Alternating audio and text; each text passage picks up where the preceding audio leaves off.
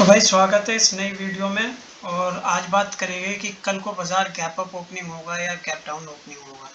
उसके मुताबिक कुछ लेवल्स की बात करेंगे और फिर समझने की कोशिश करेंगे कि दिन भर कल को क्या ट्रेड हो सकता है मार्केट में, क्या नहीं हो सकता। ठीक है, तो पहले तो आज की ओपनिंग के बारे में बता देता हूँ। मार्केट गैप डाउन ओपन हुई थोड़ी, और गैप डाउन होते हुए सस्टेन नहीं कर पाई और अच्छी खासी गिरावट देखी हमने निफ्टी के अंदर। और मार्केट करीबन 19,550 के करीब तक जो गई है, और फिर वहां से हमने एक अच्छी खासी रिकवरी देखी और मार्केट ने 19,727 यानी कि प्रीवियस डे के हाई को भी मार्केट ने तोड़ने की कोशिश करी, बट स्टेबल नहीं रह पाई वहां पर। और फिर एक तरीके से वहीं पर मार्केट की क्लोजिंग हो गई। तो बेसिकली निफ्टी जो है काफ़ी बुलिश रही है as compare to bank Nifty. अब यहीं पर हम बैंक निफ्टी की बात करेंगे। बैंक निफ्टी के जो लेवल्स थे, मार्केट गैप डाउन ओपन हुई और फिर जैसे निफ्टी के अंदर गिरावट आई थी, ऐसी बैंक निफ्टी के अंदर भी गिरावट आई और हमने बैंक निफ्टी को 44,170 180 के करीब तक गिरते हुए देखा मार्केट को। और वहाँ से बैंक निफ्टी ने भी एक रफ्तार वापस अगेन पकड़ी और हम करीबन 44,670 के करीब जो है हाई ट्रेड करे और उसके बाद फिर थोड़ी बहुत ही गिरावट देखने को मिली। बैंक निफ्टी में काफ़ी असर था, थोड़ा बुलिशमेंट नहीं था बिल्कुल भी बैंक निफ्टी में एज़ कम्पेयर टू निफ्टी। अब यहीं पर एक बात सेंसेस की अगर हम देखें, सेंसेस करीबन 173 पॉइंट ऊपर रहा है, यानी कि 67,170 के करीब जो है क्लोजिंग दिखा रहा है। अब आ जाते हैं इसी दौरान कि निफ्टी इतनी बुलिश क्यों थी। निफ्टी बुलिश होने का सबसे बड़ा रीज़न था रिलायंस। रिलायंस जो है करीबन 1.5% जो है ऊपर चढ़ाई करते हुए नज़र आया और इसने कहीं ना कहीं मार्केट को सस्टेन करके रखा, निफ्टी को भी और बैंक निफ्टी को भी। क्योंकि रिलायंस जो है बैंक निफ्टी में तो नहीं आता बट निफ्टी में ज़रूर आता है, बट कहीं ना कहीं बैंक निफ्टी में जो गिरावट की वजह थी वो एचडीएफसी था। एचडीएफसी के अंदर हमने करीबन 1% की गिरावट देखी है, हालांकि सुबह उससे भी ज़्यादा थी, करीबन 2% के करीब थे हम गिरावट के मामले में। बट फिर भी लास्ट में थोड़ी रिकवरी दिखाते हुए, जैसे बैंक निफ्टी ने रिकवर करा ऐसे ही एचडीएफसी ने भी रिकवरी दिखाई। और अगर अदर स्टॉक्स देखेंगे बैंकिंग स्टॉक, तो ऐसी कोई खास गिरावट नहीं थी।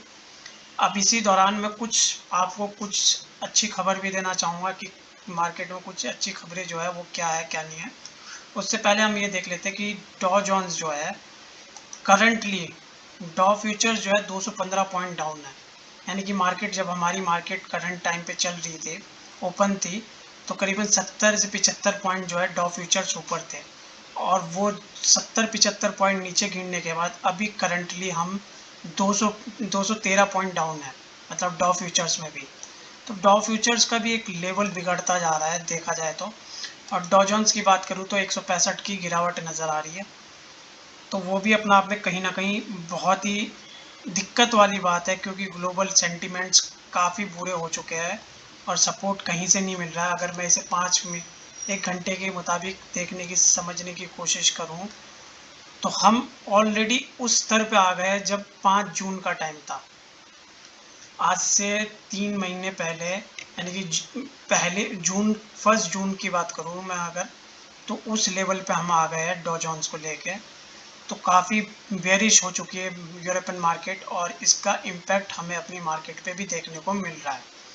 अब यहाँ पर थोड़ा सा ये भी समझेंगे कि यूरोपियन मार्केट जो है सेस 40 की बात करें और सेस 40 की बात करें तो उसमें कोई खास गिरावट नहीं थी, और डेक्स की भी बात करें कोई खास गिरावट नहीं, एफटीएससी की भी बात करें उसमें भी कोई गिरावट नहीं थी। तो बेसिकली जो यूरोपियन मार्केट है वो तो स्टेबल सी रही, बट यूएस मार्केट जो है कहीं ना कहीं बहुत ज़्यादा गिरते हुए नज़र आई है हमें, और उसका इम्पैक्ट हमें देखने को मिल रहा है।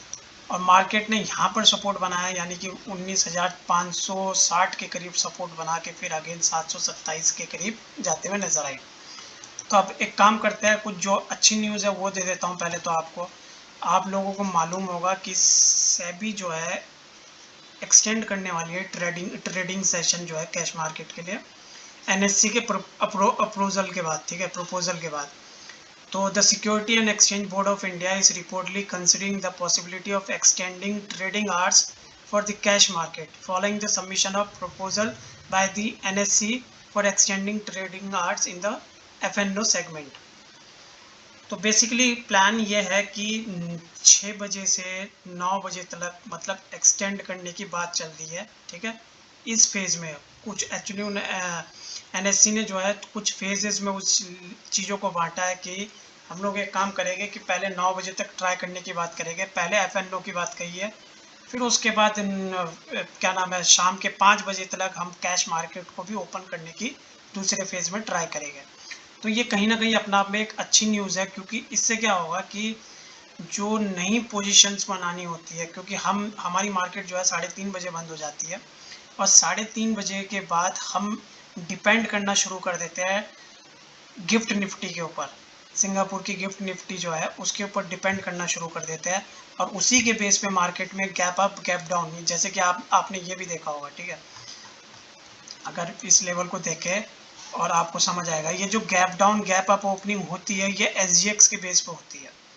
तो मे बी अगर एक्सटेंड आवर्स को जो है एक्सटेंड कर दिया जाएगा तो ये गैप अप और गैप डाउन वाली प्रॉब्लम है जो ये ख़त्म हो जाएगी, क्योंकि मार्केट अगर 9 बजे 10 बजे खुद बंद होती है तो अगले दिन उसी रेट पे एज इट इज़ पे खुलेगी और फिर वहाँ से हम ईजिली ट्रेड कर सकते हैं। क्योंकि एक्चुअली क्या होता था, रिटेल इन्वेस्टर नेकेड काम नहीं कर पाते थे, क्या तो हैजिंग करके चलना है, अगर तुम नेकेड काम करोगे तो कहीं ना कहीं फंस जाते थे। अगर मार्केट गैप अप ओपनिंग हो गई और आप पुट साइड में बैठे हो, पुट को बाय कर रख के बैठे हो तो आपको लॉसेज हो जाता।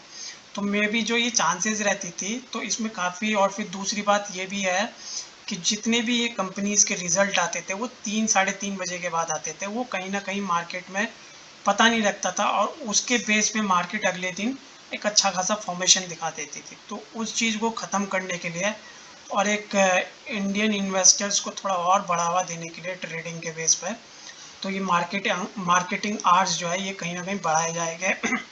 इसका एनएससी की तरफ से प्रपोजल आ चुका है और सेबी में भी बात चल रही है। तो पहली तो ये अच्छी खबर है।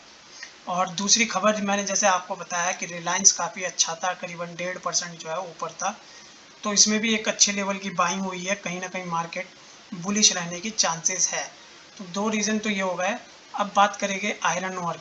हम अडानी इंटरप्राइज की एक कंपनी, अडानी इंटरप्राइज जो अडानी ग्रुप की एक कंपनी है, उसका एक आयरन और माइनिंग एग्रीमेंट था जो छत्तीसगढ़ में था, वो टर्मिनेट हो चुका है। तो उसके पीछे का कुछ रीज़न्स उन लोगों ने कुछ अलग ही बताया कि ऑलरेडी वहाँ पर कुछ मामले ऐसे चल रहे थे जिसकी तरफ से उन्हें इशू नहीं मिला। तो ये भी कहीं ना कहीं मार्केट में थोड़ा बहुत बेरिशमेंट बना सकता है कल के दिन। अब आ जाते हैं एफएनओ की क्या नाम है एफआईआईज और डीआईआईज की बाइंग और सेलिंग के रेशियो को देखने के लिए। तो पहली बात तो मैं आपको बता दूं, पहली सितंबर से अगर आप देखेंगे, 1 सितंबर को जो है बाइंग हुई है, ठीक है। और फिर उसके बाद 11 सितंबर 2, फिर 14, फिर 15, 4। तो 1 सितंबर से लेके 27 सितंबर तक सिर्फ 4 बार ऐसा मौका आया है जहां एफआईआईज ने बाइंग करी है, वो भी कुछ खास लेवल से नहीं। 500 करोड़ की एक बार करी, 1500 करोड़ रुपए की एक बार करी, और फिर करीबन 300 करोड़, फिर करीबन 164 करोड़, बस दैट्स इट। और अगर हम 4 तारीख को देखेंगे तो 3,500 करोड़ रुपए की बिकवाली करी है एफआईआईज ने। वहीं पर 5 तारीख की अगर बात करें तो 17 करोड़ रुपए की सेलिंग करी है। 6 तारीख की बात करें तो 3,500 करोड़ के करीब की जो है सेलिंग करी है। तो ऑलमोस्ट अगर हम देखें तो सेलिंग प्रेशर बहुत ज़्यादा बना हुआ है एफआईआईज की तरफ से, और आज के दिन भी एफआईआईज ने करीबन 354 करोड़ रुपए की सेलिंग करी है, और कल भी करीबन 700 करोड़ रुपए की जो है सेलिंग हुई थी, और 25 तारीख को तो हद ही कर दी थी जिसमें करीबन 2500 करोड़ रुपए की सेलिंग हुई थी। तो कैश सेगमेंट में जिस तरीके की एफआईआई सेलिंग कर रहा है वो अपना आप में सोचने वाली बात है, क्योंकि जिस तरीके से मार्केट में हम रोज़ देखते हैं कि थोड़ा अप जाती है फिर डाउन जाती है, तो कहीं ना कहीं जिस तरीके से एफआईआई की सेलिंग प्रेशर बन रहा है मार्केट में, वो अपना आप में कहीं ना कहीं दिक्कत ज़रूर क्रिएट कर सकता है। और यहीं पर अगर हम डीआईआईज की बात करेंगे तो डीआईआईज ने अच्छे लेवल की बाइंग करी है। 2-4 दिन ऐसा होगा जहाँ डीआईआईज ने सेल करा है, नहीं तो अच्छे लेवल की डीआईआईज में बाइंग देखी गई है। अब आ जाते हैं तीसरी बैड न्यूज़ पे। यूएस का जो क्रूड ऑयल है इन्वेंट्री, वो सितंबर का जो इस बार का जो डेटा है उसके मुताबिक रिड्यूस हो गया काफ़ी। मतलब अगर हम बात करें तो लास्ट वीक की बात करें तो करीबन 418 समथिंग था बैरल, ठीक है। अभी की बात करें तो 416 के करीब आया है, तो 2.2 जो है वीकली चेंज आई है उसके अंदर। तो वो अपना आप में वो भी कहीं ना कहीं प्रॉब्लम क्रिएट कर सकती है। गैसोलाइन की बात करें तो गैसोलाइन में करीबन एक बैरल की जो है कहीं ना कहीं थोड़ा सा इंक्रीमेंट नज़र आया, बट ये बहुत ही प्रॉब्लम वाली चीज़ है। और एक चीज़ और है, यूएस गवर्नमेंट जो है शटडाउन की बात हो रही है। एक्चुअली क्या है कि जैसे कि हमारा जो क्या नाम है फाइनेंशियल ईयर होता है वो 31 मार्च टू 1 अप्रैल के लिए होता है, तो मतलब क्लोजिंग जो होती है वो 31 मार्च की होती है। ऐसे ही अगर हम यूएस गवर्नमेंट की बात करें तो as per federal government of US, तो उन लोगों का जो फाइनेंशियल ईयर ख़त्म होता है वो 30 सितंबर होता है, और स्टार्टिंग डेट जो होती है वो 1 अक्टूबर होता है। तो इस दौरान क्या होता है, गवर्नमेंट को कुछ अमाउंट जो है सेंक्शन करी जाती है, मतलब गवर्नमेंट अप्रूवल चाहती है अपोजिशन पार्टी से, कि ताकि वो पेमेंट जो है कहीं ना कहीं यूएस गवर्नमेंट की इकोनॉमी में उतरे। बट प्रॉब्लम यहाँ पर ये आ रही है कि अभी तक अपोजिशन की तरफ से उसके लिए हाँ नहीं हुई है, और कहीं ना कहीं वो इफ़ेक्ट कर सकती है मार्केट में। तो अगर ऐसा ही रहा तो उसका इम्पैक्ट जो गवर्नमेंट एम्प्लॉयज़ है उसके ऊपर कहीं ना कहीं गवर्नमेंट एम्प्लॉयज़ के ऊपर ज़रूर पड़ते हुए नज़र आएगा। US government shutdown. Many government agencies have not updated shutdown plans. Here is a guide to stay open and what to. US government service would be disrupted and hundreds of thousands of retail workers would be furloughed without pay if Congress failed to provide funding for the fiscal year starting October 1. तो मतलब basically जो opposition party है कांग्रेस, तो उन लोगों को कहीं ना कहीं मार्केट के अंदर अपना क्या नाम है अप्रूवल देना पड़ेगा।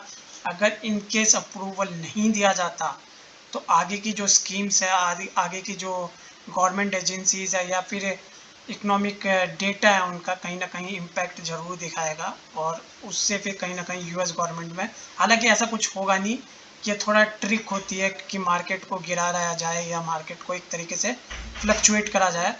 तो इसी के बेस पे मुझे लगता है कि ऐसा तो कुछ होगा नहीं, बट बेसिकली चाहे चाहे वो 27 को या 28 को, क्योंकि जैसे कि हमें भी पता है कि हमारा जो फाइनेंशियल ईयर होता है मार्केट का, उस दौरान क्या होता है 80cc की टैक्स रिबेट ली जाती है। तो ऐसे टाइम में जो होता है इन्वेस्टमेंट जो होती है म्यूचुअल फंड्स के अंदर बहुत सारी इन्वेस्टमेंट्स होती है, ताकि 80cc की टैक्स रिबेट उठाई जा सके।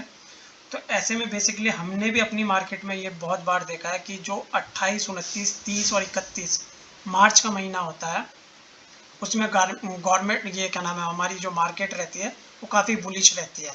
तो एज़ पर ये यूएस गवर्नमेंट की बात करूँ तो ऐसा कोई शटडाउन वटडाउन नहीं होने वाला बिल्कुल भी। तो यहाँ पर थोड़ा बहुत इम्पैक्ट ज़रूर नज़र आएगा जब तक कि उनकी तरफ से अप्रूवल नहीं मिलता, बट वो हल्का फुल्का रहेगा, मार्केट उसे रिकवर कर लेगी। और मुझे लगता है कि मार्केट के अंदर शायद कल को एक अच्छी खासी हम गैप अप तो नहीं बोलूँगा, बट हाँ इतना है कि अगर 20-30 पॉइंट नीचे या 20-30 पॉइंट ऊपर हम खुलते हुए नज़र आ सकते हैं। कोई बड़ी गिरावट का कोई संदेश नहीं है ऐसा कोई भी। तो ये थी आज की बात, ये सिर्फ एक एजुकेशनल पर्पज़ के लिए है और कोई रिकमेंडेशंस नहीं है मेरी तरफ से, इसे डिस्क्लेमर मान के चलिए।